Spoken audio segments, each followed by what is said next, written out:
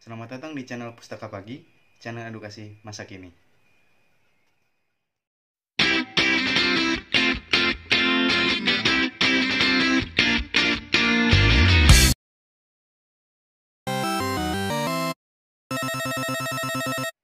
Jangan lupa komen, like, and subscribe sebagai bukti kamu mendukung channel ini. Apa sih yang kalian pikirkan ketika mendengar kata trigonometri? Pusing, ruwet, jangar, liar, dan lain sebagainya. Iya tidak? Nah, anggapan kalian itu tidak sepenuhnya salah. Karena memang di dalam materi trigonometri ini, kalian akan menemukan berbagai macam istilah baru dan banyak sekali rumus yang tentunya akan menjadi rintangan untuk kalian mempelajari materi ini. Namun di video kali ini, kalian akan menemukan cara yang simpel dalam mempelajari trigonometri, khususnya dalam menentukan nilai perbandingan trigonometri tanpa ribet menghafal. Camkan itu, tanpa ribet menghafal. Trigonometri berasal dari bahasa Yunani yang terbentuk dari dua kata, yakni ada trigonon dan metron. Trigonon yang berarti 3 sudut dan metron yang berarti mengukur. Secara istilah, trigonometri itu merupakan cabang ilmu matematika yang mempelajari hubungan yang meliputi panjang dan sudut segitiga.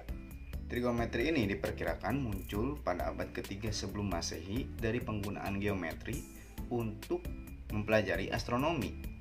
Namun ternyata trigonometri itu mampu menyelesaikan permasalahan yang lebih sederhana. Contohnya, ketika kita ingin mengukur ketinggian suatu objek. Misalkan kita akan mengukur berapa tinggi tiang listrik ini. Nah, ini kita bisa selesaikan dengan bantuan trigonometri. Untuk penjelasan tentang pengaplikasian trigonometri tersebut akan saya jelaskan di video berikutnya. Sebelum jauh ke pengaplikasian trigonometri, kalian harus terlebih dahulu menguasai basicnya, yaitu kalian harus mampu menentukan nilai perbandingan trigonometri, sudut istimewa. Kita harus mengetahui bahwasannya ada 6 perbandingan trigonometri. Yang pertama ada sinus, yang kedua ada kosinus, yang ketiga ada tangen, yang keempat ada kosekan, yang kelima ada sekan, dan yang terakhir ada kotangen. Lalu ada istilah berikutnya yang dinamakan sudut istimewa. Sudut istimewa merupakan besar sudut yang dapat kita cari nilai trigonometrinya tanpa menggunakan kalkulator. Untuk lebih mempermudah, sudut istimewa kita bagi menjadi 4 bagian. Yang pertama ada yang namanya kuadran 1. Yang kedua ada yang namanya kuadran 2, kuadran 3, dan kuadran 4.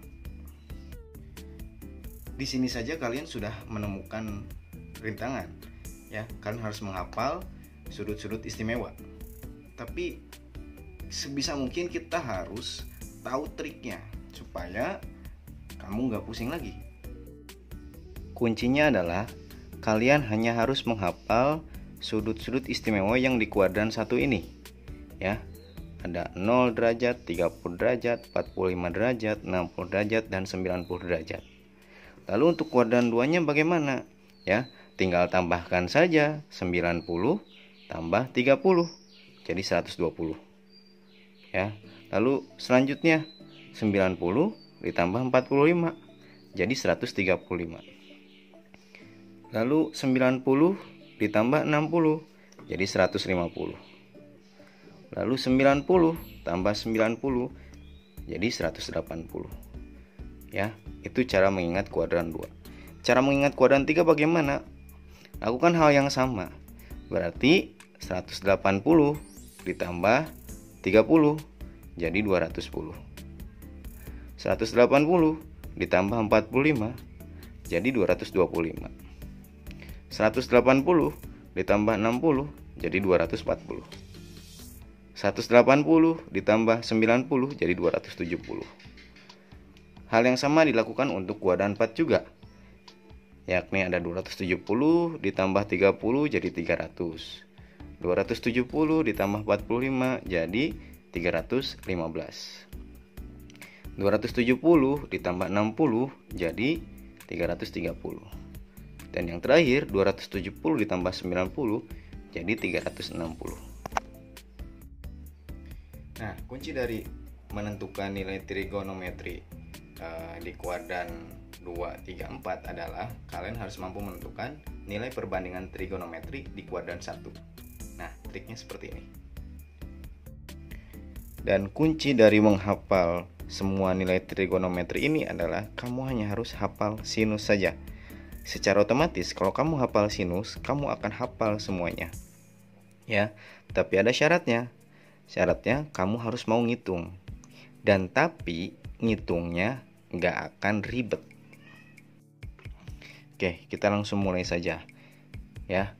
Untuk menghafal sinus ini ya, tinggal kamu buat saja jadi akar 0, akar 1, akar 2, akar 3, akar 4. Oke. Di sini akar 0 itu kan hasilnya 0. Maka kalau 0 dikali setengah itu hasilnya 0. Maka nilai sinus 0 derajat itu adalah 0. Lalu akar 1 itu kan 1 karena 1 kali 1 hasilnya 1. Berarti artinya setengah dikali 1 jadi setengah. Maka nilai sin 30 itu adalah setengah. Lalu yang ketiga ada sin 45. Di sini ada akar 2. Akar 2 itu tidak dapat kita cari nilai bilangan bulatnya. Maka dari itu ya biarkan saja. Maka sin 45 tetap setengah akar 2. Yang selanjutnya sin 60. Di sini ada akar 3. Ceritanya sama seperti akar 2 ya. Dia tidak bisa dicari nilai bilangan bulatnya. Maka dari itu ya biarkan saja. Maka sin 60 derajat itu hasilnya setengah akar 3. Dan yang terakhir akar 4. Akar 4 itu kan didapat dari 2 kali 2 ya. Jadi akar 4 itu 2. Maka setengah kali 2 adalah 1. Maka nilai sin 90 itu adalah 1. Lalu bagaimana cara menghafal kosinus? Nah, cara menghafal kosinus berarti tinggal balik saja. Kalau ini kan mulainya dari akar 0 sampai akar 4. Kalau ini mulainya dari akar 4 sampai akar 0.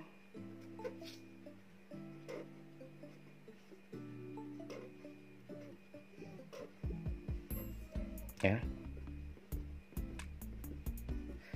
Ini sudah kita cari tadi nilainya. Setengah akar 4 1. Berarti nilai cos 0 itu adalah 1. Setengah akar 3 biarkan, tetap setengah akar 3. Begitupun setengah akar 2. Setengah akar 1 berarti jadi setengah. Dan setengah akar 0 jadinya 0. Nah, ini cara ngapalin kosinus. Nah, selanjutnya bagaimana cara kita menghafal kosekan? Atau bisa kita singkat menulisnya dengan kosek saja. Ya, seperti kita ketahui bahwasannya rumus kosekan itu adalah 1/sin. Ya, artinya adalah kita tinggal balikan saja nilai sin ini pembilang jadi penyebut, penyebut jadi pembilang. Contohnya mana yang mudah? Yang ini, sin 30 ya. Karena ini sin 30 itu 1/2, maka kita langsung balik saja. Berarti kosek 30 adalah 2/1 ya, atau sama dengan 2 bagi 1 yaitu 2. Ya, terus bagaimana dengan kosekan 0? Kosekan 0 itu kan didapat dari kebalikan 0 ini. Kita tahu bahwasannya 0 ini maksudnya adalah 0/1. Berarti kosek 0 ini adalah 1/0. Berapakah nilai 1 dibagi 0? Ya, hasilnya tidak terdefinisi. Ya, lalu selanjutnya bagaimana untuk kosekan 45? Kosekan 45 kita lihat di sini sinusnya. Sinusnya itu kan setengah akar 2 atau bisa kita tulis akar 2/2. Jadi ini nulisnya akar 2/2. Maka kalau kosekan 45 ya tinggal 2 per akar 2 ya. Sampai sini juga betul. Tapi kan biasanya kalau penyebutnya itu bentuknya akar, itu harus kita rasionalkan. Maka dari itu bentuk rasional dari 2 per akar 2 adalah 2 per akar 2 dikali akar 2/2 supaya hilang si tanda akar di penyebutnya. Maka dari itu 2 kali akar 2 yaitu 2 akar 2 per akar 2 kali akar 2 itu adalah akar 4, yaitu 2 akar 2 per berapa ini? Akar 4, yaitu 2. Ya, maka dari itu jawabannya adalah akar 2. Lalu kosekan 60. Nah, ini kita lihat sin 60-nya. Sin 60 itu kan setengah akar 3, atau kita bisa tulis akar 3 per 2. Maka kalau kosek 60 yaitu tinggal dibalik 2 per akar 3. Ini kita rasionalkan juga seperti kosekan 45, yakni 2 per akar 3 kali akar 3 per akar 3. 2 kali akar 3 ya 2 akar 3 per akar 3 kali akar 3 kan akar 9. Atau kita bisa tulis 2 akar 3 per 3. Atau sama dengan 2 per 3 akar 3. Itu nilai dari kosek 60. Kosek 60. Lalu selanjutnya ada kosek 90. Kosek 90 tinggal kita lihat saja dari sin 90-nya. Karena sin 90-nya itu 1, ya 1 itu kan kalau kita buat pecahan 1 per 1, ya kosek 90 pun sama 1 per 1, yaitu jawabannya adalah 1. Lalu selanjutnya ada sekan, ya. Kalau sekan kita tinggal lihat ke cos. Nah, tadi kan sudah dijelaskan cerita si kosinus ini adalah membalik nilai, ya. Misalkan ini dari akar 0 sampai akar 4, berarti ini dari akar 4 sampai akar 0, berarti kebalikan dari sin. Nah, si sekan pun sama ceritanya seperti si cos. Tinggal kita balikan saja nilai-nilai dari kosekan ini. Sehingga sekan 0 jadinya nilai dari kosekan 90 yaitu 1, ya. Terus lanjut lagi ke atas, sekan 30 ini 2 per 3 akar 3. Sekan 45-nya berarti ini, ya, akar 2. Sekan 60-nya berarti ini 2. Dan sekan 90-nya adalah tidak terdefinisi. Lalu selanjutnya bagaimana cara kita menghafal tangan, ya. Kita harus tahu bahwasannya rumus tangan itu adalah sinus per kosinus, ya. Artinya nilai sinus dibagi nilai kosinus. Untuk lebih jelasnya kita potret di sini, ya. Jadi kalau memang mau tidak menghafal, maka kalian harus mau ngitung. Tapi saya pikir ini cara yang lebih bijak dibanding kalian menghafal. Karena kalau kalian menghafal, kalian pasti akan lupa. Ya, suatu saat kalian pasti akan lupa. Tapi kalau kalian tahu prinsipnya, tahu cara menghitungnya, maka sampai kapanpun kalau kamu lupa, ya, itu pasti akan ingat lagi, tinggal kamu hitung saja. Kita mulai dari tangan 0. Ya, tangan 0 itu berarti artinya sinus 0 per kosinus 0. Sinus 0 tadi nilainya adalah 0, ya. 0 per kosinus 0 adalah 1. Maka nilai dari tangan 0 adalah 0 dibagi 1, yaitu 0. Ya, berarti ini tuh hasilnya adalah 0. Terus tangan 30. Tangan 30. Itu kan rumusnya berarti sinus 30 derajat per kosinus 30 derajat. Sinus 30 derajat kita tinggal lihat ke sini, setengah per, nah sekalian kalian belajar pecahan juga nih, per kosinus 30-nya yaitu setengah akar 3. Nah ini kan setengah dibagi setengah, berarti tinggal kita coret, ya. Di sini berarti tinggal 1 per akar 3. Nah ketemu lagi nih, ya, penyebut yang bentuknya akar. Maka dari itu kita tinggal rasionalkan 1 per akar 3 dikali akar 3 per akar 3. Jadi 1 akar 3 per akar 9. Jadi 1 akar 3 per akar akar 9 itu kan 3, ya. Jadi 1/3 akar 3 itu nilai dari tangen 30.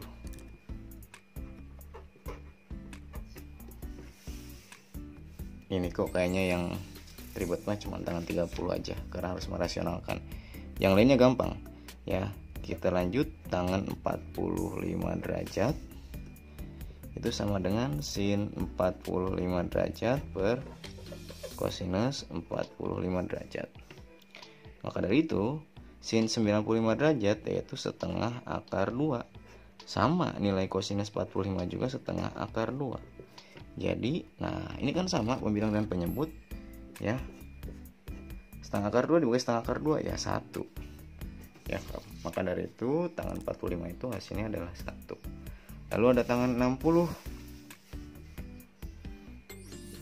Tangan 60 derajat sama dengan sinus 60 derajat per kosinus 60 derajat. Sinus 60 derajat nilainya adalah 1/2 akar 3. Kosinus 60 derajat adalah setengah.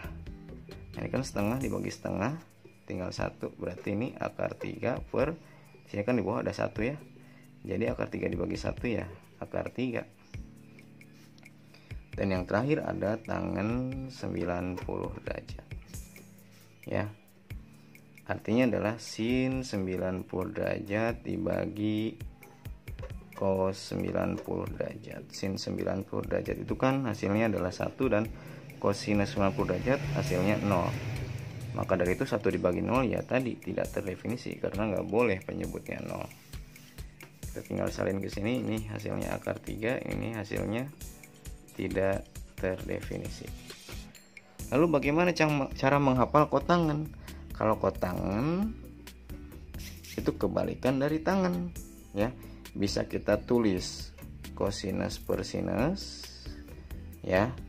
Bisa juga kita tulis 1 per tan, sama saja ya. Intinya mah ceritanya sama. Kalau kosekan kebalikan dari sin, sekan kebalikan dari kos, kotangan kebalikan dari tangen. Berarti tinggal kita balikan saja ya. Dari mulai sini ya. Tangen 90 dengan kotangan 0 itu sama.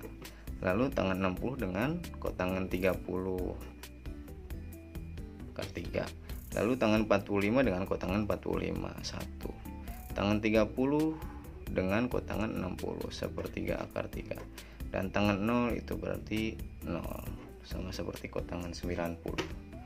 Nah, itu cara untuk menghafal trigonometri sudut istimewa di kuadran 1. Lalu bagaimana cara kita menentukan nilai trigonometri sudut istimewa di kuadran lain? Nggak usah ngapalin ya, karena pusing, banyak banget. Tadi sudah diberitahukan bahwasannya ada kuadran lain selain kuadran 1, yaitu ada kuadran 2, 3, dan 4 ya, dan masing-masing sudah disebutkan juga besar sudut istimewanya berapa. Nah, untuk bagaimana cara kita menentukan nilai trigonometrinya, maka kalian harus lihat bahwa di kuadran 2 itu rumusnya adalah 180 derajat min alfa. Lalu kuadran 3 itu 180 derajat plus alfa, dan kuadran 4 itu 360 derajat min alfa. Dan silakan diperhatikan bahwa di kuadran 2 itu hanya sinus dan kosekan saja yang positif. Selain itu nilainya negatif. Di kuadran 3 hanya tangen dan kotangen saja yang positif. Selain itu hasilnya negatif. Dan di kuadran 4 hanya kosinus dan sekan saja yang positif. Selain itu negatif. Untuk lebih jelasnya silakan perhatikan contoh berikut. Misalkan kita ingin mengetahui berapakah nilai dari sin 150, yang harus kita ketahui dulu bahwasannya di manakah letak dari 150 ini. 150 itu letaknya ada di kuadran 2. Maka dari itu kalau sinusnya itu ada di kuadran 2, tandanya apa? Tandanya kan positif ya. Ya, sudah, ini berarti sin 150 itu nilainya positif. Nah, sekarang berapa nilainya? Nah, kita tulis lagi sin, rumusnya tadi sin 180 itu di kuadran 2 itu rumusnya adalah 180 min alfa. Nah, artinya 180 harus dikurangi berapa supaya jadi 150? Tentu saja harus dikurangi 30 kan? Nah, maka dari itu artinya adalah sin 150 itu nilainya adalah positif. Sin tinggal tulis ini 30.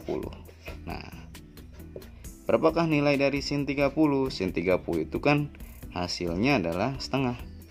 Maka sin 150 itu hasilnya adalah setengah. Contoh soal berikutnya. Berapakah nilai dari tangan 315? Rangkanya sama seperti tadi.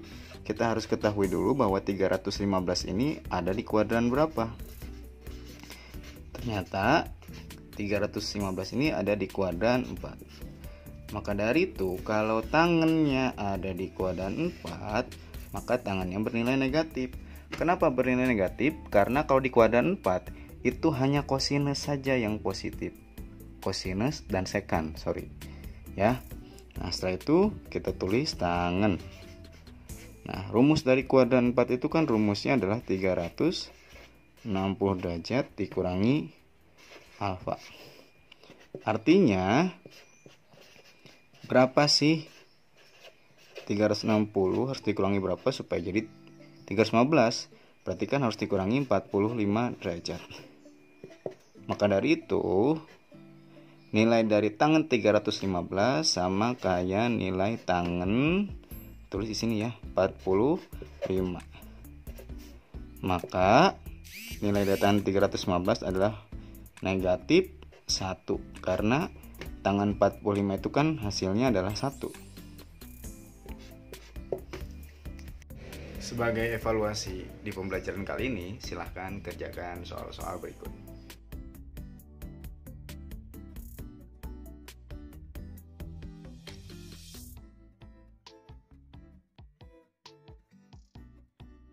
Tulis jawabannya di kolom komentar. Terima kasih telah menonton. Mudah-mudahan bermanfaat. Assalamualaikum warahmatullahi wabarakatuh.